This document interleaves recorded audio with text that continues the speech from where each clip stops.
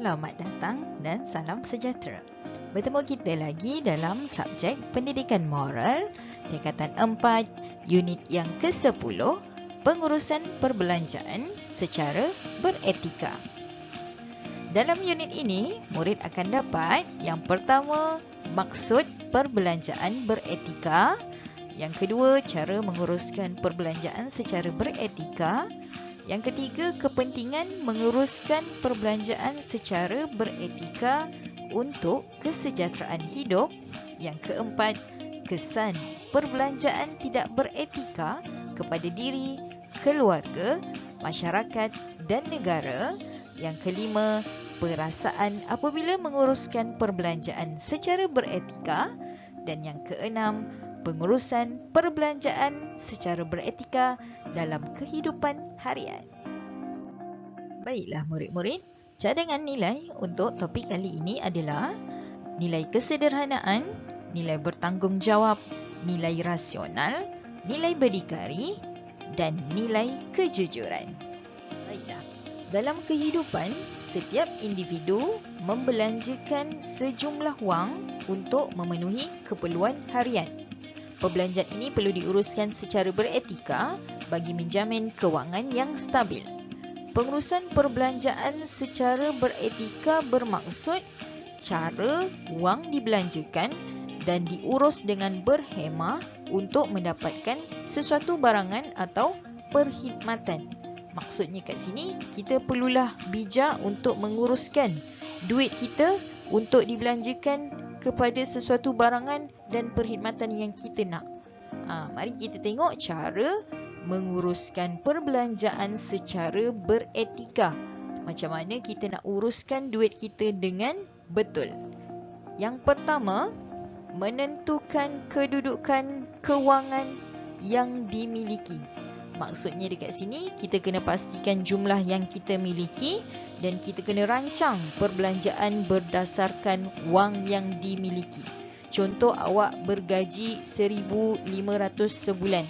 Jadi awak perlulah merancang perbelanjaan 1,500 tu, mana yang nak disimpan, mana yang nak dibeli barang keperluan, mana yang nak bayar duit sewa, duit hutang.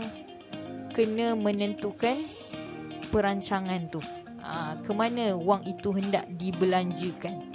Okey, yang kedua, mengenal pasti dan membuat anggaran perbelanjaan, di mana awak kena membuat catatan dan mengkategorikan setiap item sebagai keperluan atau kehendak. Kena mengkategorikan adakah makanan ni sebagai keperluan ataupun kehendak. Handphone mahal, kehendak ke keperluan? Kena kategorikan. Dan kemudian membuat peruntukan bagi setiap perbelanjaan. So, bila kita buat peruntukan, barulah kita tahu duit kita ada lebih ataupun berkurang. Baik, seterusnya, membeli barangan secara tunai, kad kredit atau kad debit. Membeli barangan dengan membuat bayaran secara tunai atau menggunakan kad debit. Okey, beza kad debit dengan kad kredit. Kad debit tu dia akan tolak duit yang sedia ada dalam awak punya kad. Manakala kad kredit, dia ada had dia dan dia akan tolak pada hujung bulan. Okey. Yang kedua, mengelakkan diri daripada berhutang. Sebab itulah kita dinasihatkan untuk merancang, sedar diri. Duit ada 500, jadi gunakanlah 500, tak boleh nak gunakan 700. Jadi bila awak guna 700, awak dah dikira berhutang 200 dekat situ. Okey, memastikan pembayaran dibuat dalam tempoh waktu bebas faedah jika terpaksa menggunakan kad kredit. Kalau nak guna kad kredit boleh, tapi pastikan bebas faedah. Maksudnya tak ada interest lah. Awak tak kena bayar berlebihan. Okey, cara yang keempat, tidak terpengaruh dengan jualan murah atau jualan dalam talian. Ini dah jadi trend sekarang. Kita beli barang secara dalam talian dan kadang-kadang kalau tengok banyak promosi-promosi yang ditawarkan. Okey, membuat penilaian harga terlebih dahulu bagi memastikan barangan tersebut benar-benar murah dan berkualiti. Kadang-kadang kita lupa tengok harga murah terus nak beli. Tapi kita lupa nak tengok komen-komen ataupun feedback daripada pelanggan lain. Adakah berkualiti ataupun tidak barangan tersebut. Okey, membeli barangan atau perkhidmatan yang telah dirancang sahaja. Tadi awak dah kategorikan apa yang perlu, apa yang kehendak. Jadi belilah barangan ataupun keperluan yang telah dirancang sahaja. Sekiranya awak beli selain daripada apa yang dirancang, kemungkinan akan menyebabkan awak berhutang. Okey, dan yang terakhir, mendapat khidmat nasihat sebelum membeli sesuatu barangan. Okey, search dulu, research dulu apa barangan yang awak nak beli tu, apa kelebihan, apa keburukan dia. Okey. Yang kelima, mendisiplinkan diri ketika berbelanja. Berbelanja mengikut kemampuan, ini paling penting. Mengelakkan diri daripada membeli barangan berasaskan jenama semata-mata. Ini anak zaman muda sekarang memang suka barang-barang branded. Nak bergaya tapi sebenarnya duit tak ada. Okey. Berusaha mencari alternatif lain jika terpaksa membeli barangan mahal. Cari alternatif lain yang sama kualitinya tapi harga mungkin dapatlah yang lebih murah. Okey. Dan yang terakhir, mendokumentasikan perbelanjaan. Ini pun sangat penting. Okey, di mana awak kena mencatatkan semua perbelanjaan yang dibuat. So kalau ada resit tu lagi baguslah, simpan.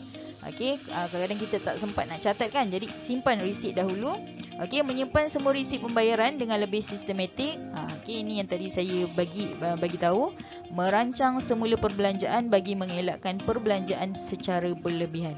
So bila dah buat kira-kira, okey, bulan ni mungkin ada terlebih belanja. Jadi bulan depan kena rancang semula dan menambah baik semulalah perbelanjaan tu secara berhemah. Baiklah, dalam menguruskan perbelanjaan secara beretika, ilmu dan kemahiran perlu bergerak seiring. Tujuannya bagi memudahkan urusan perbelanjaan yang dibuat dapat dipantau. Banyak kepentingannya apabila pengurusan perbelanjaan dibuat secara beretika. So kita akan tengok pula apa kepentingan pengurusan perbelanjaan secara beretika. Yang pertama, dapat menjamin masa hadapan. Okey, dengan menabung, persediaan untuk sambung pelajaran, keperluan menghadapi alam dewasa. Okey, nak jadi alam dewasa ni awak tengok mungkin senang. Tapi bukan awak dewasa terus kaya, kena usaha. Okey, sebab itulah dia nasihatkan untuk menabung. Okey, kepentingan kedua, mengelakkan pembaziran. Ini yang paling penting lah. Membeli mengikut perancangan dan membentuk sikap berjimat cermat. Okey, kepentingan yang ketiga, menjadi rujukan perbelanjaan akan datang. Ini yang saya cakap lah, membantu untuk membuat anggaran yang lebih baik bagi perbelanjaan akan datang. Kalau bulan ni duit lebihan tak banyak, jadi bulan depan kena baikilah. Biar lebihan duit tu banyak, boleh dijadikan simpanan. Okey, membuat penambahbaikan dalam menguruskan perbelanjaan. Okey, kepentingan keempat, mengelakkan diri ditipu. Okey, menjadi pengguna yang bijak. Tadi awak membandingkan harga barangan sama ada berkualiti ataupun tidak sebelum membeli sesuatu barangan untuk elak diri ditipu. Okey, sentiasa membuat semakan dan perbandingan harga serta jaminan kualiti produk. Dan yang terakhir, mengurangkan beban hutang. Okey, membebaskan diri daripada bebanan hutang yang banyak serta memupuk sikap menghargai wang dan lebih berdisiplin ketika berbelanja. Okey, kita tengok seterusnya. Hasil amalan pengurusan perbelanjaan secara beretika memberikan banyak manfaat kepada individu. Namun begitu, perbelanjaan yang tidak diuruskan secara beretika akan memberikan kesan kepada diri dan orang lain. Okey, kita tengok kesan pengurusan perbelanjaan tidak beretika. Maksudnya kalau awak tidak menguruskan perbelanjaan dengan baik, inilah kesan-kesannya. Yang pertama, kesan kepada diri.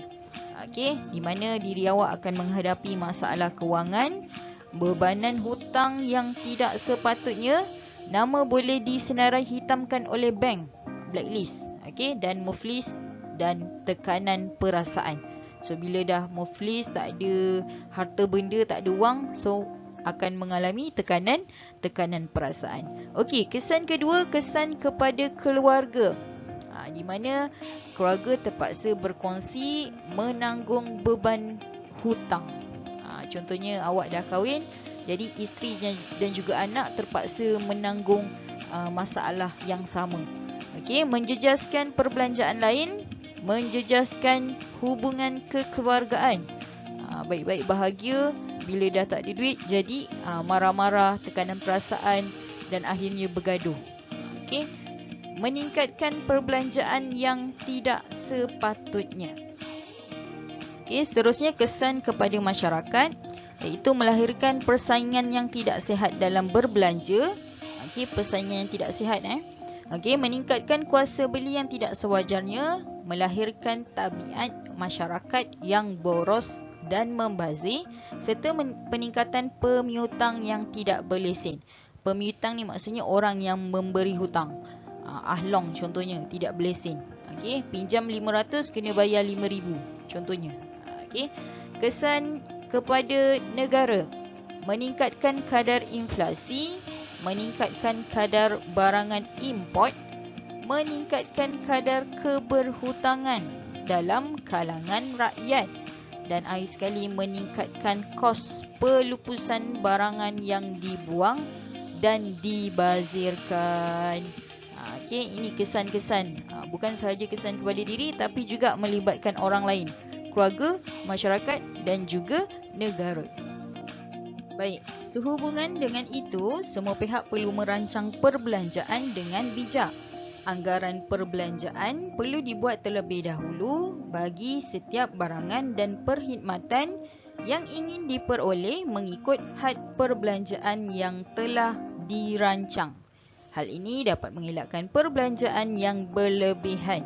Oleh itu, setiap pengguna perlu mempunyai pengetahuan dan kemahiran dalam menguruskan perbelanjaan secara beretika.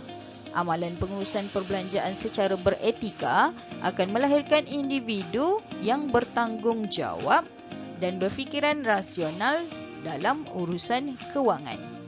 Pembelian barangan atau perkhidmatan patut dibuat secara sederhana, mengikut keperluan dan bukannya mengikut kehendak semata-mata. Perasaan gembira dan rasa syukur dapat dinikmati jika mengamalkan pengurusan perbelanjaan secara beretika. Okey, sekarang kita akan tengok pengukuhan pada muka surat 143. Okey, teliti kemudian fahami poster di bawah yang berkaitan dengan jualan murah. Dia dekat situ dia tulis pesta lelong buku dan juga promosi package samurai gadget. Okey. Tengok soalan. Okey, soalan pertama dia tanya bagaimanakah anda menguruskan perbelanjaan secara beretika apabila melihat iklan jualan murah seperti di atas. Jadi kita kena ambil tindakan yang sewajarnya lah. Jadi saya senarai kat sini apa tindakan yang wajar kita perlu lakukan. Yang pertama, kita kena rancang perbelanjaan. Okey, adakah promosi yang ditawarkan tu merupakan barangan keperluan ataupun kehendak? Dan kalaupun barang keperluan yang kita memang nak sangat, tengok balik pada situasi duit kita. Adakah kita mampu ataupun tidak? Okey, yang kedua, membeli barangan keperluan sahaja. Dan yang ketiga, membandingkan harga setiap barang yang hendak dibeli. Okey, kadang-kadang harga murah tapi ada syarat dan terma di sebaliknya, ataupun mungkin barang tu kurang berkualiti, bukan original. Okey, kena tengok bandingkan harga yang ada. Okey, kita tengok soalan yang kedua. Jelaskan kepentingan pengurusan perbelanjaan secara beretika yang akan anda laksanakan. Okey, jadi apa kepentingan? Kenapa kita perlu menguruskan perbelanjaan secara beretika? Jadi saya senarai kat sini, dapat elakkan diri kita daripada membazir. Okey, beli barangan keperluan saja. Yang kedua, dapat elakkan diri ditipu. Okey, macam tadilah. Mungkin barangan murah tapi bukan original. Jadi untuk elak ditipu, kena pastikan barangan tu betul-betul berkualiti. Okey, dan yang ketiga, dapat meringan ataupun dapat mengurangkan beban hutang. So dapat elak kita daripada berhutang. Itu kepentingan kenapa kita perlu menguruskan perbelanjaan secara beretika. Okey, kita pergi soalan nombor 3. Ramalkan kesan sekiranya anda tidak menguruskan perbelanjaan secara beretika. Ini kesan tadi kita dah bincang, bukan sahaja kesan kepada diri tapi juga kesan kepada orang lain. Jadi saya senaraikan, ini kesan saya fokus kepada diri sendirilah. Okey, kesan dia beban hutang bertambah, memupuk sikap membazir dan juga akan menghadapi masalah kewangan. Dan soalan terakhir, ada yang berpendapat bahawa kita harus berbelanja sebanyak mungkin semasa jualan murah sebagai langkah penjimatan pada bulan seterusnya. Wajarkah tindakan tersebut? Jelaskan. Okey, dia cakap kat sini belanja sebanyak mungkin. Okey, jadi saya tidak bersetuju. Jadi saya cakap kat sini tidak wajarlah. Dan saya sertakan alasan kenapa saya tidak menyokong. Okey, kerana kita tidak tahu apa yang berlaku pada masa akan datang. Oleh itu, kita seharusnya mengambil langkah penjimatan dengan membeli barang keperluan sahaja. Selebihnya, wang itu boleh disimpan. Okey, ini adalah saya punya pendapat. Okey, sekiranya awak ada pendapat lain, jelaskan kenapa awak berpendapat sebegitu. Okey, jadi saya rasa sampai di sini saja kita punya pembelajaran hari ini. Diharapkan murid-murid dapat memahami apa intipati yang disampaikan dalam bab ini, kerana bagi saya bab ini sangat penting untuk remaja yang akan meningkat dewasa dan akan menguruskan perbelanjaan kewangan mereka sendiri. Okey, jadi sehingga bertemu lagi. Terima kasih.